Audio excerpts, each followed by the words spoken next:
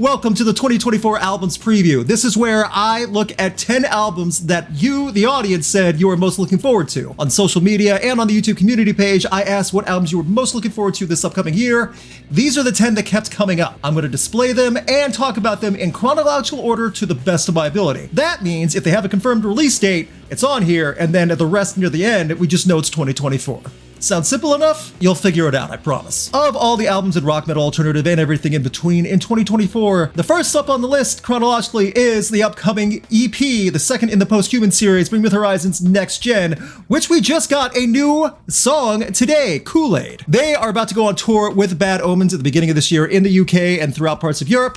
Bring Me the Horizon coming in strong, without one key member, Jordan Fish here, and that is a loss. We don't know of all the details. I don't know how amicable or confrontational the breakup was. It appears to be professional enough though. In the pinned comment is a playlist of songs from each of these albums that I could find, so you can have your own little playlist preview. That's down in the pinned comment below. A rather fishy situation. Song's pretty good, great song. So I'm seeing some positive buzz. I listened to it, I liked it fine. We are finally getting the follow-up to Survival Horror, which was fantastic. We've had quite a few songs that were released from NeX GEn over the past couple years. It still is going to feel weird without hearing Jordan Fish going forward, but who knows what's going to happen with that. I'm excited for it. I'm excited to finally hear the final package. Again, this was delayed because it wasn't up to their quality. They weren't happy with production. They've been releasing a new song. It's going to be something different, but I'm hopeful it'll be good. If NeX GEn matches, just matches, doesn't have to surpass, but matches the quality of Survival Horror,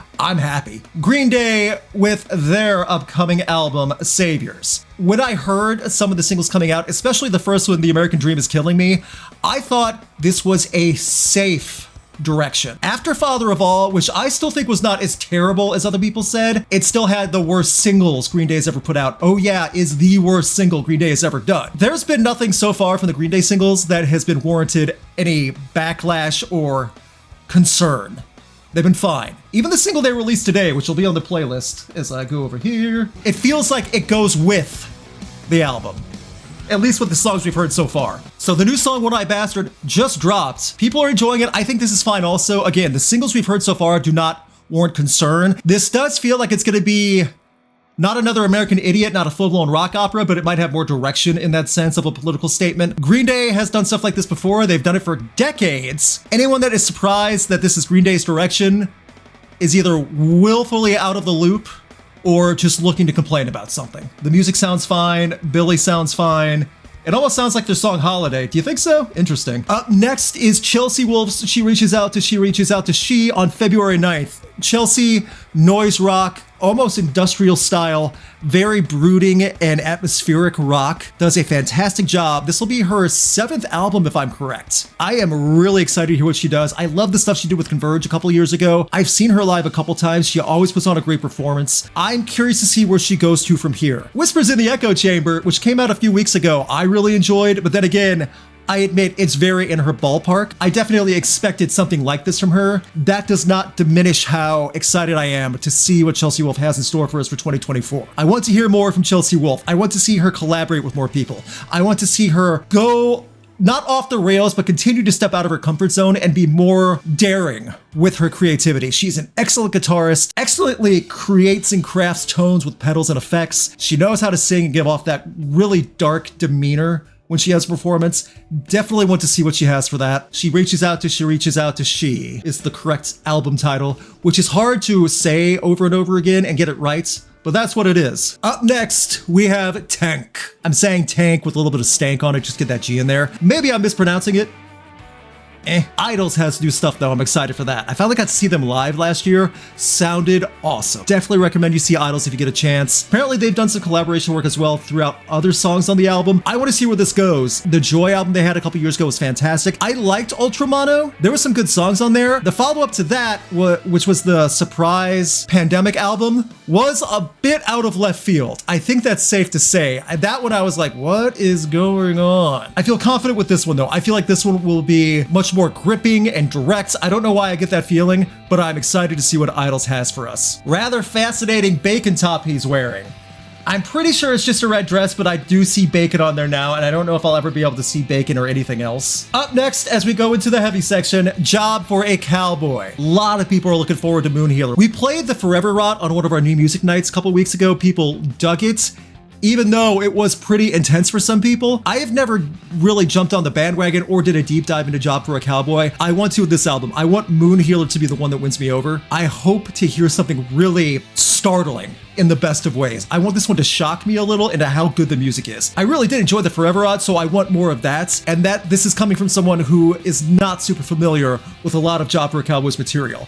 I want to have that experience though. At almost 7 minutes, this song really accomplished a lot. It did not rely on formulas and formats. It really became an event to listen to, and I want to experience something like that. If you're watching this on YouTube, let me know what you think of Job for a Cowboy and where I should start if I'm trying to do a deep dive or trying to get more into the music before the album comes out. Did anyone go to high school where you actually got to play with all the equipment like that and actually get to do experiments and stuff? Yeah, our high school didn't have anything that fancy. Good point in the comments too. It said that their last album was in 10 years. I knew there was a gap. I did not know how long the gap was. That's impressive too. So first full Job for a Cowboy album in roughly a decade. That's pretty awesome. Every time you give super thanks on YouTube, the money goes directly to the Good Boy Fund. That's Pearl and Ivan, who are in the office right now. You can see the good boy right there, to make sure they get treats every day. The super thanks button is specifically there for the Good Boy Fund.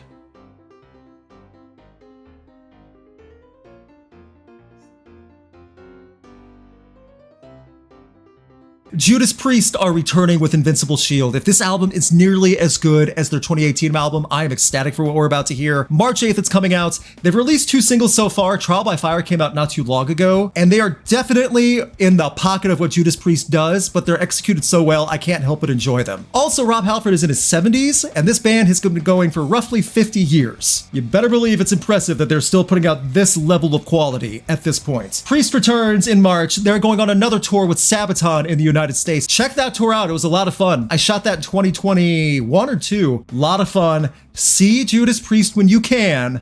They will not be around forever. And I promise you, it's still a lot of fun to see Judas Priest live. Panic Attack will also be on the album. Yes, that was the first single. Someone just said, yeah, Priest returns. Between the 2 songs, I enjoyed Trial by Fire the most. Fair enough. I liked them both. I don't know which one I liked more. So that makes me happy to see what they have for Invincible Shield. We now talk about the end of Sum 41. Heaven and Hell, the final album, or Heaven X Hell if you want to call it that, for March 2024. Double album.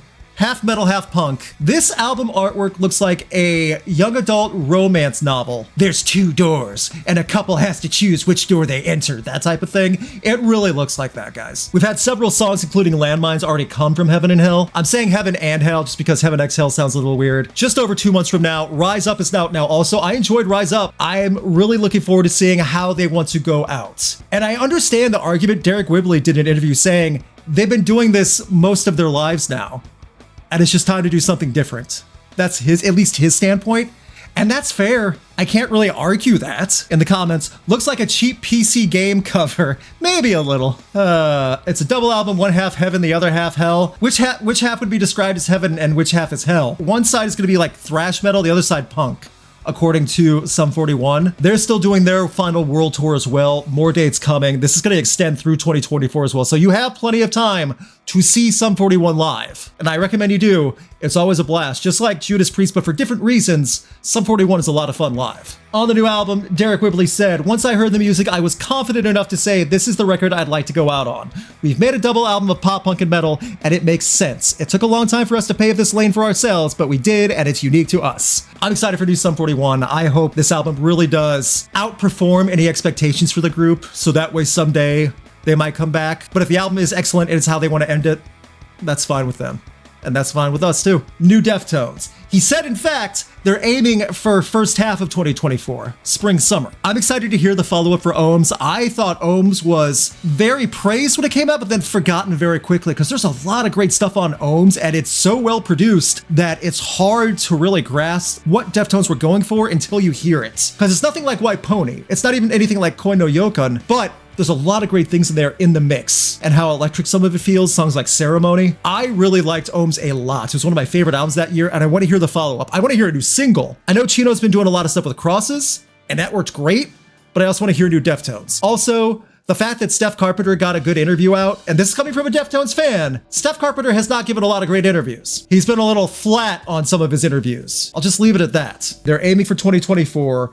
Everything stems from just grabbing out some ideas. Even Pearl wants us to hurry up for new Deftones. Buddy, you gotta be patient, buddy. I'm excited for new Deftones. I don't know what to expect, but they're saying it's 2024, and this will also be with a new bassist. That was a wildly unfortunate situation. Hearing Vega's response to all that, how he was never actually contractually a member of Deftones for so many years at albums, it's kind of disheartening to hear. We'll see what's gonna happen next, and I am still a Deftones fan. I wanna hear it. Here's hoping we get a date soon, and a single soon, and some more information other than just the vague spring-summer 2024. New Nightwish in 2024. I'm excited about that. They actually canceled the tour because they wanted to focus on working and finishing this new album. Untitled so far, they promise it'll be heavy, and it's definitely coming this year. Another tour will happen, but the fact that they canceled the tour just so they could focus on finishing the album does speak to them putting their foot in the right direction to get another new album out. And I'm very excited to see what we have next for Nightwish. They did interviews, they started talking about it with everyone. I just want to hear what the next statement is and the next sampling is, and I want it to be heavy. Nightwish, when done well, is untouchable. Not every Nightwish album is flat out amazing, but the ones that are timeless. And that's what I'm hoping for Nightwish. And the fact that they stopped what they were doing to focus on finishing, that gives me a little bit of hope for what we're gonna have. I've never seen Nightwish live either. They tour more in Europe than the United States for obvious reasons. So we'll have to see if that ever happens. Yeah, I definitely wanna hear what Nightwish has because they have a lot of things planned. They confirmed 2024.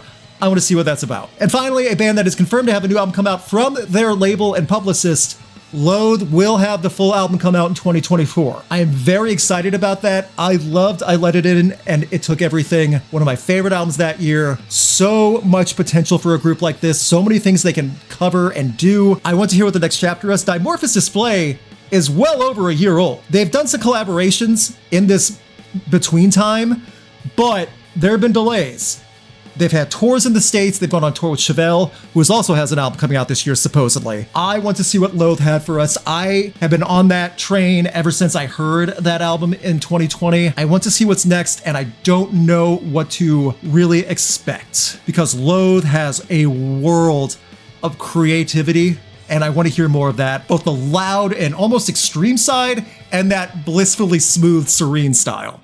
They know how to do both. Once again, you can find songs from the upcoming albums we've talked about, or ones that I could find, at least one from each, in the 2024 preview playlist. That will be in the pinned comment. Please check that out if you want to hear songs from all these new ones. And I definitely think 2024 has potential to really have some monumental, earth-shattering stuff, but also some big names that know how to deliver. I just want to point out how much it means that so many people commented what their albums they were looking forward to most in 2024 on the YouTube community tab.